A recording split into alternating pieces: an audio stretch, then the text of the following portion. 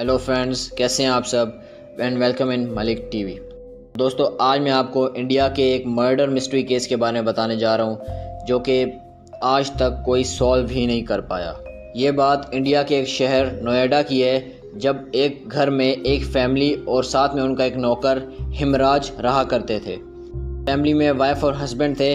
Wife का नाम नूपुर तलवार और हस्बैंड का नाम राजेश तलवार था, और साथ में इनकी एक बेटी भी थी जिसका नाम आरुषि तलवार था। ये वाइफ और हस्बैंड दोनों ही डॉक्टर थे और अपना क्लिनिक चलाते थे।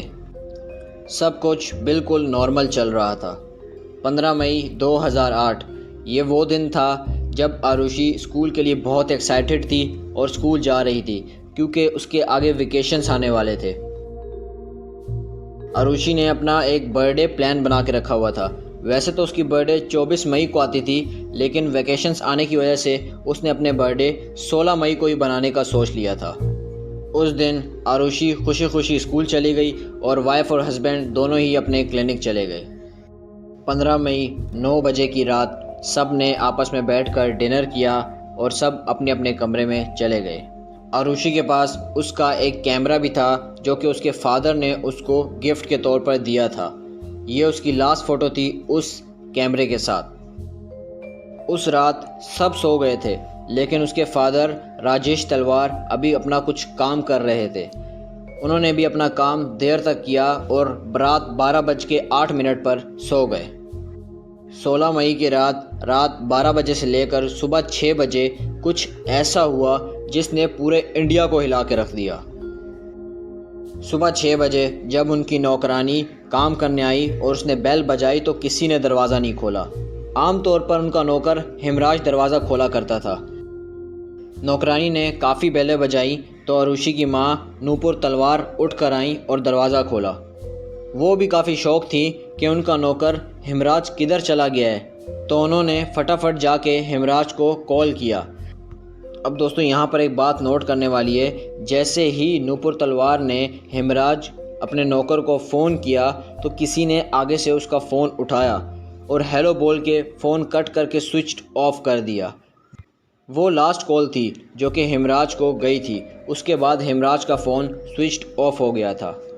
इतने में आरुषि के फादर राजेश तलवार उठ के आए और उनकी नज़र डाइनिंग टेबल पर एक वाइन की बोतल पे पड़ी जिस पे खून लगा हुआ था।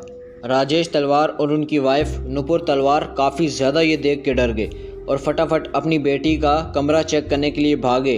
जैसे ही वो अपनी बेटी के कमरे में पहुंचे तो उनके पैरों तले ज़मीन खिसक गई। किसी ने उनकी बेटी आरुषि का कत्ल कर दिया था। ये देखकर तलवार फैमिली का सबसे पहला शक उनके नौकर हिमराज पे गया, क्योंकि हिमराज भी घर में कहीं भी नज़र नहीं आ रहा था। पुलिस जब वहां पहुंची तो तलवार फैमिली ने ये बताया कि उनकी बेटी आरुषि का कत्ल हिमराज ने किया है और अब वो घर से फ़रार है। 17 मई 2008 आरुषि के कत्ल के एक दिन बाद एक रिटायर पुलिस के गौतम उनके घर में चेक करने आए। उन्होंने घर का पूरा जायज़ा किया तो उन्हें छत पर कुछ खून के निशान नज़र आए। जब वो छत की तरफ गए तो वहाँ पर एक दरवाज़ा लगा हुआ था जिस पे बहुत बड़ा ताला लगा हुआ था। पुलिस ने राजेश तलवार से उस ताले की चाबी मांगी तो उन्होंने आगे से ये बहाना बना दिया कि चाबी तो कहीं गुम हो चुकी है। पुलिस से रहा नहीं गया और उन्होंने ताला तोड़कर चेक करने की ठान ली। और जैसे ही ताला तोड़कर चेक किया गया तो छत पर उनको हिमराज की मरी हुई बॉडी मिली। सारे पुलिस वाले ये देखकर हैरान थे कि इतने दिन से वो हिमराज को ढूंढ रहे थे और हिमराज को किसी ने मारकर टेरेस पे फेंक दिया है।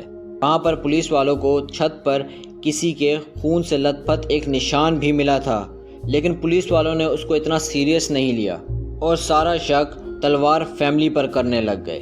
पुलिस वालों ने सोसाइटी के सिक्योरिटी गार्ड से भी पता किया तो उसने बताया कि उस रात वहाँ पर कोई भी नहीं आया था। पुलिस ने फटाफट राजेश तलवार और नूपुर तलवार को अरेस्ट कर लिया। राजेश तलवार और नूपुर तलवार के अरेस्ट के बाद पुलिस को कुछ दिन बाद ये पता चला कि आरुषि के फादर राजेश तलवार का उनके क्लिनिक में किसी के साथ अफेयर था और इस बात की खबर उनकी बेटी आरुषि को हो चुकी थी। तो उस रात उसके फादर ने बहुत ज़्यादा वाइन पी और अपनी बेटी को जान से मार दिया और ये सब उनके नौकर हिमराज ने देख लिया था, तो उन्होंने हिमराज को भी मार दिया। लेकिन दोस्तों इसमें भी प्रूफ के साथ नहीं कह सकते कि आरुषि का कत्ल उनके पेरेंट्स ने किया था। इसके बाद दोस्तों पुलिस वालों को और सीबीआई को इस केस के ख़िलाफ़ कोई विक्टिम या एविडेंस नहीं मिला, तो कोर्ट ने तलवार फैमिली, राजेश तलवार और नूपुर तलवार को रिहा कर दिया और इस केस को हमेशा के लिए बंद कर दिया। अब दोस्तों गौर करने वाली बात यह है कि छत पर वो जो खून का हाथ का निशान था, अगर पुलिस वालों ने उस पर थोड़ा गौर किया होता तो आज कातिल पकड़ा जा सकता था और ये केस आज भी एक मिस्ट्री बना हुआ है। बहरहाल आपको क्या लगता है, आप मुझे कमेंट्स में बताना मत भूलना। मैं मिलता हूँ आप लोगों से अगली वीडियो में। अपना बहुत सारा ख्याल रखें। खुदा हाफिज़।